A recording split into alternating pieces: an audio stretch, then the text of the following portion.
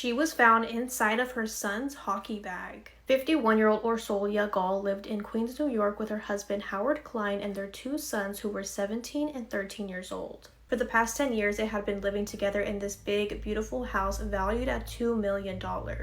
At first glance, their life seemed perfect. They were always traveling and posting happy photos on Facebook. Orsolia was born in Hungary. She was beautiful, kind, and very well liked by her neighbors. And not only that, she was a mother who was very dedicated to her two sons. Howard was a founding partner for an investment firm, and Orsolia was a stay-at-home mom. In April of 2022, Howard and his 17-year-old son left the city to go visit some different universities in hopes that he would find the perfect one. Meanwhile, Orsolia stayed at home with her 13-year-old son. Just a day after their departure, the most terrifying thing would happen.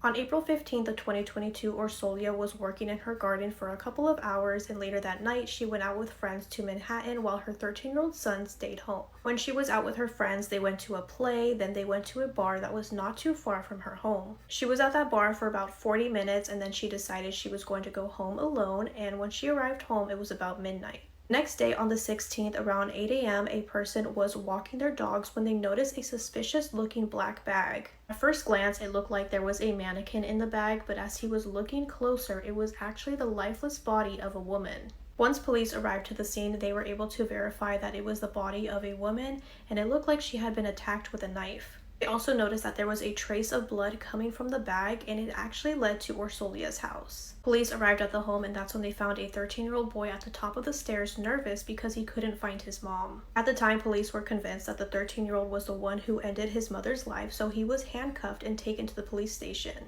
But he was eventually released and placed in the care of an adult. The next step was to let Howard know, so a police officer called Howard to let him know that his wife had been unalived, and at first he was in shock, but later it made kind of sense because he had gotten a text message from his wife's phone that said, "Your family will be next."